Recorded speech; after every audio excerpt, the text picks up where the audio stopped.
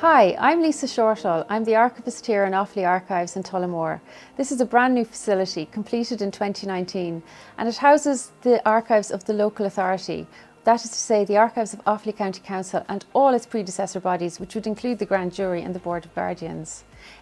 It also houses collections of private origin, which would have been donated or otherwise acquired by Offaly County Library and Offaly Historical and Archaeological Society over many years. So this collaboration between the local authority and the Historical Society is long-standing and has resulted in this great facility which houses all the archives safely here today. This theme of salvaged archives runs through the history of record keeping in Offaly, it must be said.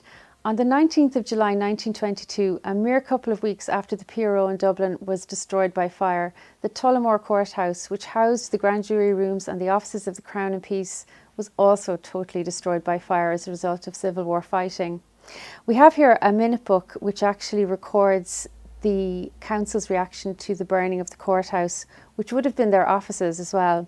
And it says, "The Secretary reported for the purpose of a record on the minutes that the county courthouse and all the contents of same were burned and totally destroyed on the 19th of July.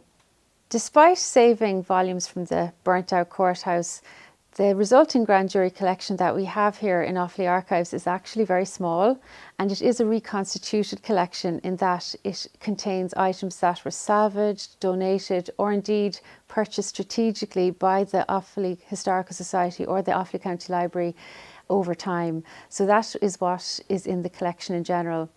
We have two sets of presentments which were bought at auction by Offaly County Library many years ago.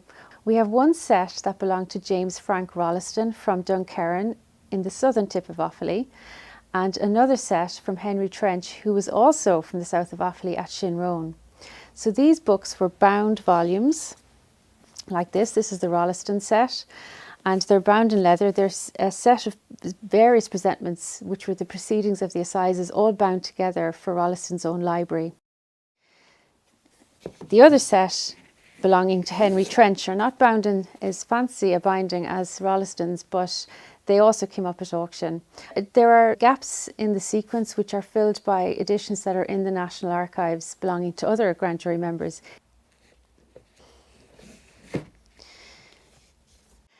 Taking a look at Rolleston's volume, we can see that he has his own book plate, JFR, for James Frank Rolleston.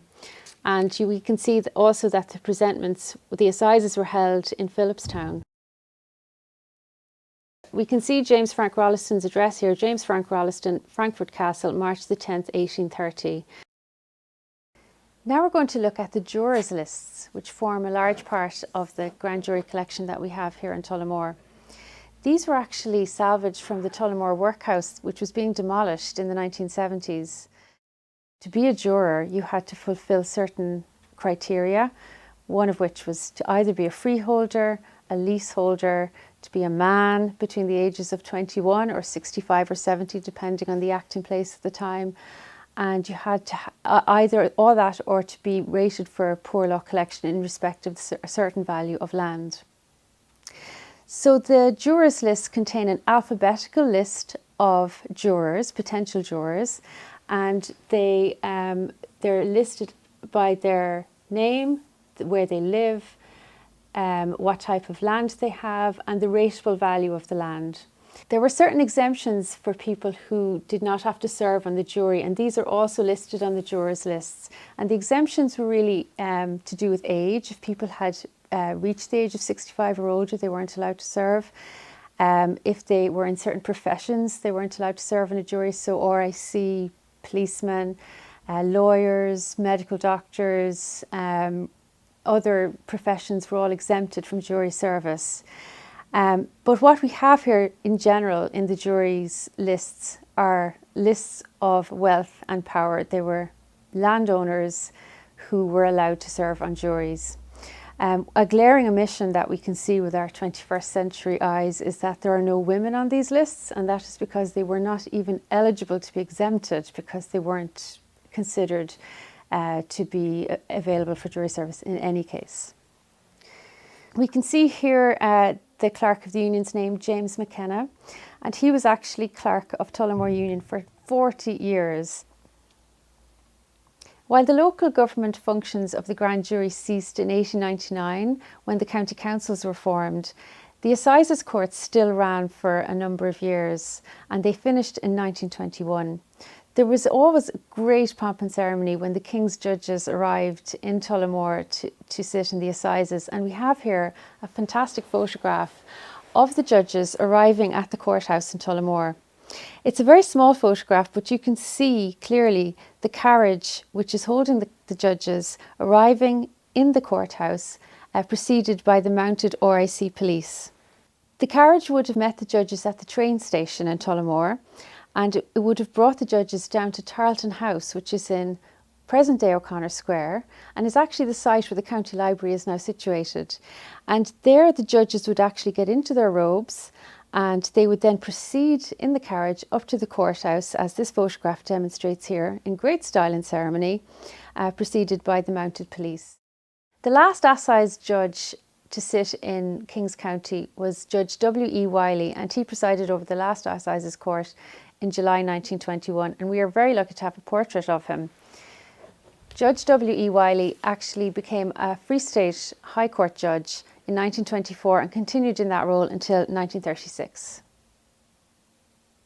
The final type of record that we're going to look at in the grand jury collection are coroners' diaries.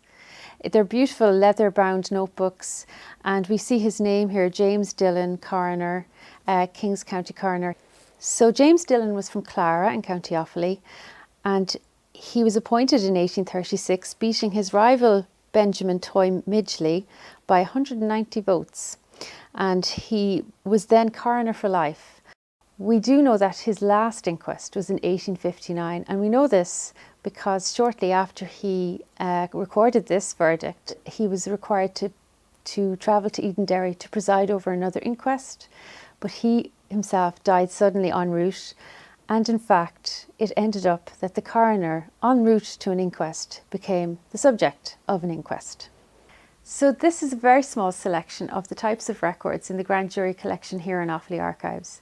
It is a great collection to understand the evolution of local government in Offaly and also to see the power brokers in the county at the time. Researchers are welcome to visit by appointment, and the full collection is listed on offalyarchives.com, where you'll also find the contact details. We're really looking forward to seeing you.